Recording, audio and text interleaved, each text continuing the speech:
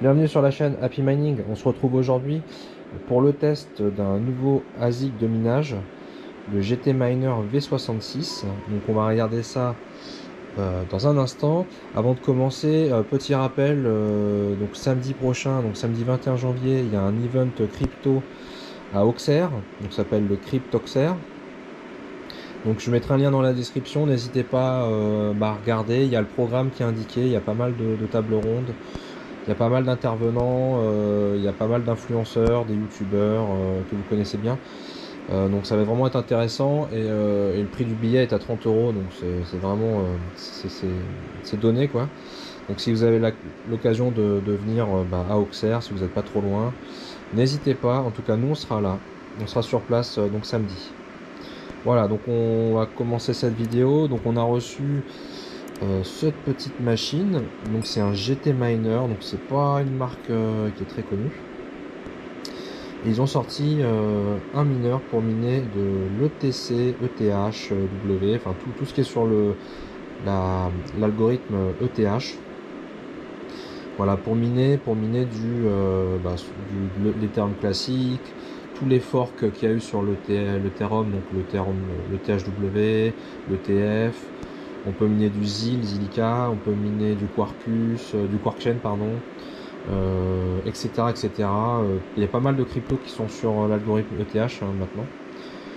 Au niveau mémoire, alors j'ai un doute, je sais plus si c'est 5 ou 6 Go, faut que je vérifie, je vous redirai ça dans la suite de la vidéo. Voilà, donc c'est une machine qui est très silencieuse, hein, vous pouvez voir. Je vais pas faire de bruit pour que vous écoutiez.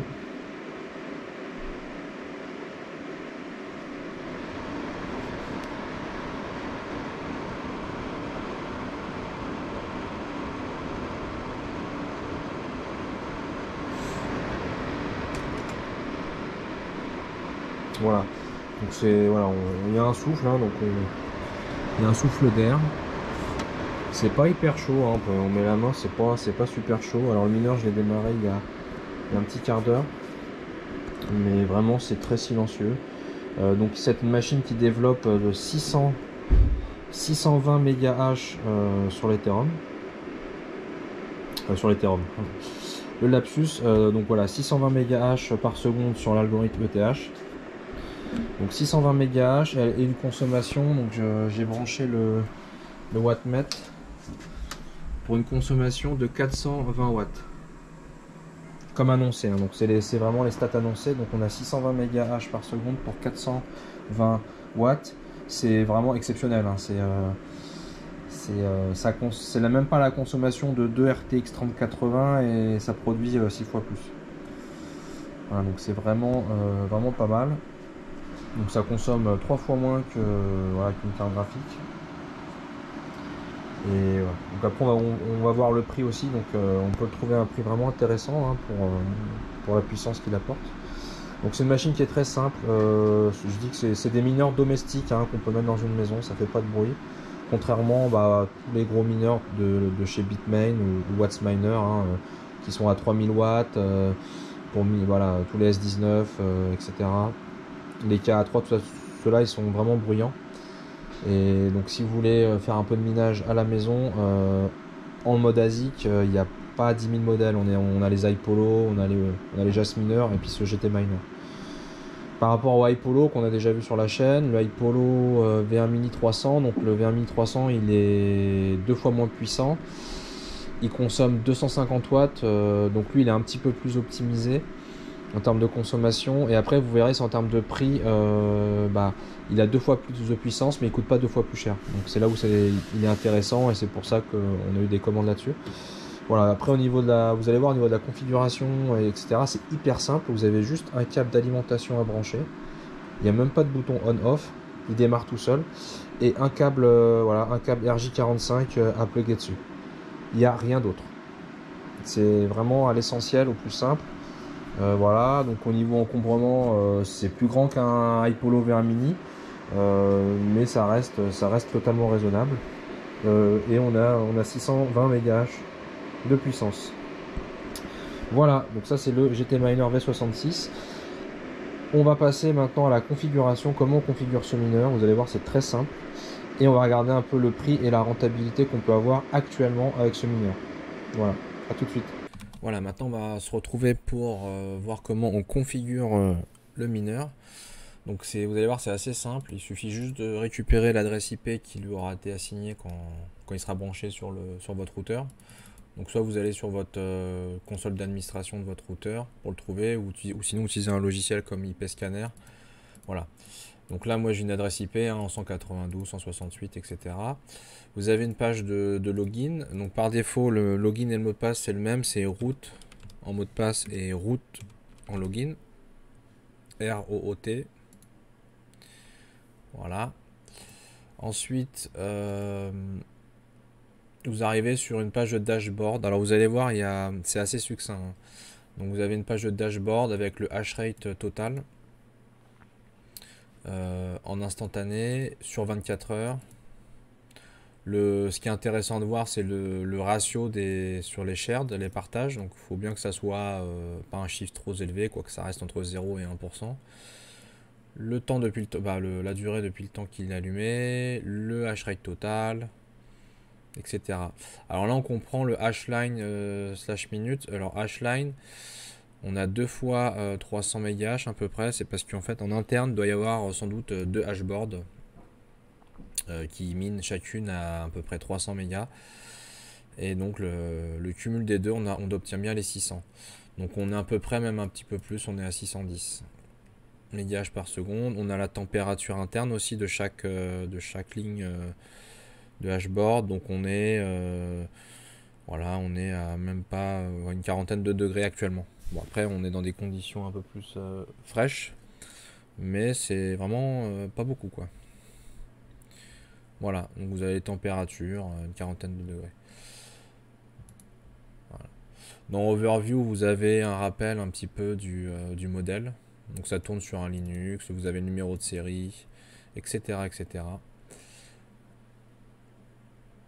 Depuis quand il a tourné, voilà, la numéro de version. Donc c'est possible de faire un firmware update, donc si vous récupérez un fichier. Après vous avez les logs, le système log, donc ça permet de voir s'il n'y a pas des grosses erreurs avec votre système. Et le miner log, c'est de voir plus les logs de minage. Voilà. Bon, après c'est des logs un peu bruts. On a rarement besoin d'aller voir ça. Vous pouvez changer le mot de passe, le root qui est par défaut. Voilà. Après au niveau des settings, suffit juste d'aller dans Pool Settings. Vous allez choisir du coup si vous voulez miner de l'ETC ou sur l'algorithme ETH. Donc on va regarder toutes les cryptos que vous pouvez miner, il y en a un paquet. Voilà, donc là on l'a réglé sur l'ETC, le terme classique. Vous mettez l'URL de la pool. Donc là on a testé sur ToMiner. En worker, vous mettez l'adresse de votre wallet, point le nom du rig que vous voulez lui donner. Donc là on l'a appelé GTMiner. Et le password on a mis X, voilà. Une fois que vous submittez, il va vous demander si vous confirmez, ça va redémarrer le mineur. Voilà, après il y a des settings au niveau réseau, en DHCP ou statique, mais bon, il n'y a pas à y toucher normalement. Voilà, donc c'est assez simple, il suffit juste d'aller dans Pool Mining, vous mettez l'URL de la pool, votre adresse wallet, avec le nom de votre machine, et puis c'est tout. Voilà, après il suffit juste d'aller voir dans le dashboard que tout va bien. Donc au niveau de la pool, donc ToMiner, donc là on a un current hash rate de 580 MHz par seconde, donc on n'est pas tout à fait à 600 parce que faut attendre un petit peu. Là ça fait une petite demi-heure que ça tourne, faut le laisser un peu tourner pour arriver. Mais bon, en tout cas on approche des 600 à la pool. Au niveau des partages, on a 270 partages qui ont été faits avec 0% d'invalid share, donc 100% d'ok.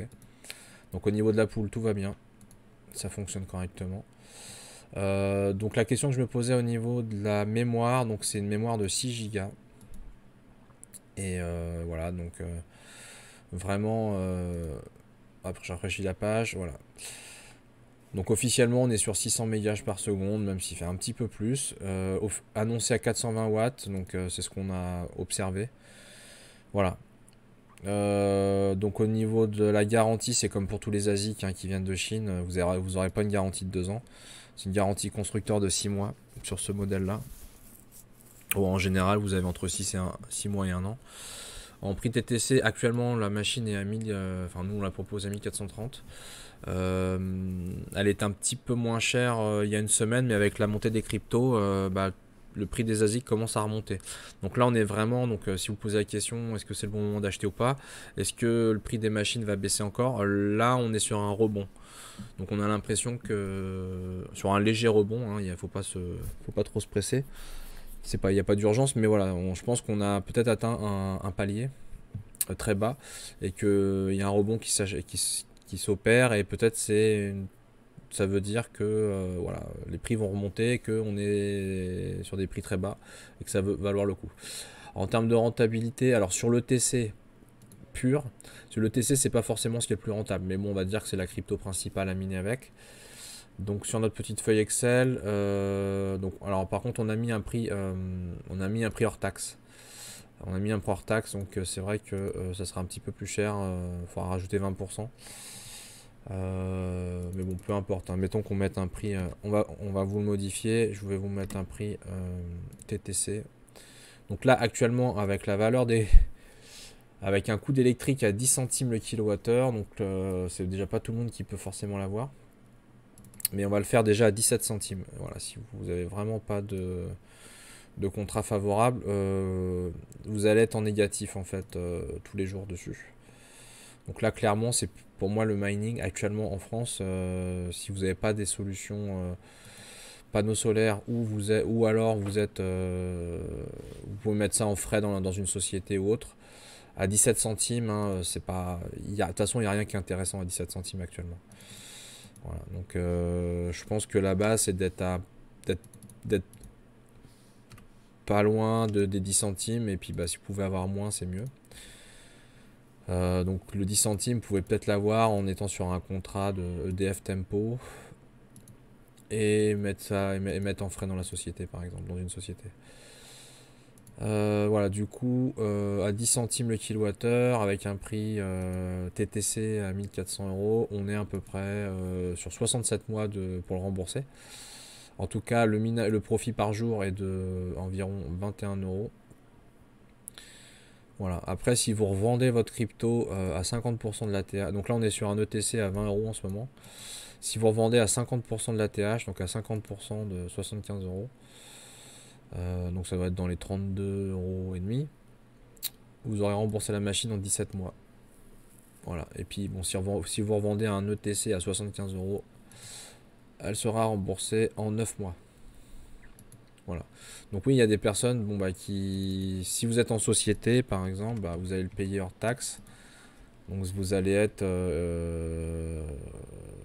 voilà, actuellement en 55 mois, mais en fait au final si vous revendez à 50% d'ATH, vous êtes à un peu plus d'1 an. Donc là ça devient vraiment intéressant. Et puis bon on a des clients, on connaît des gens, ils arrivent à être à 5 centimes par exemple. En Espagne, avec des panneaux solaires, avec un bon contrat, on peut être à 5 centimes. Et donc voilà, c'est ce genre de machine où là ils sont à 32 mois là, actuellement, mais bon, ils revendront voilà, avec un ETC beaucoup plus haut, donc ils seront entre 7 et 12 mois quoi. Donc là ça redevient quand même, on est sur des trucs très intéressants.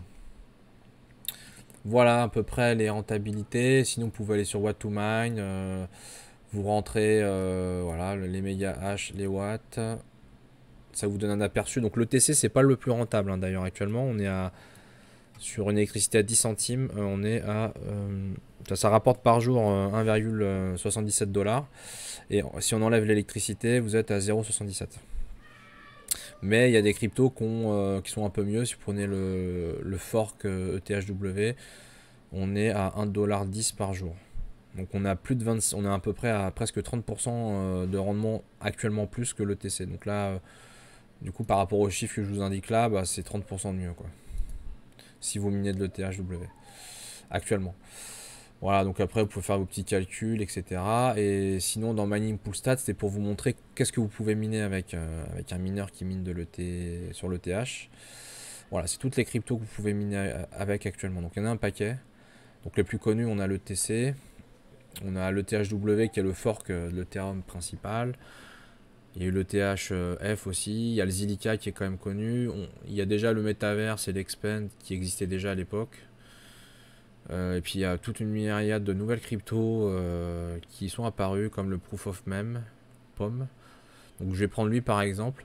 Donc des fois ça vaut le coup de regarder, il y a certaines cryptos qui sont encore plus rentables que celles qui sont affichées dans What2Mine. Il n'y a pas tout dans What2Mine. Donc on a le Quark Chain, le THF, etc. Mais on n'a pas tout. Par exemple, le Proof of Man, c'est une crypto qu'on suit en ce moment. Alors il y a un bon potentiel dessus.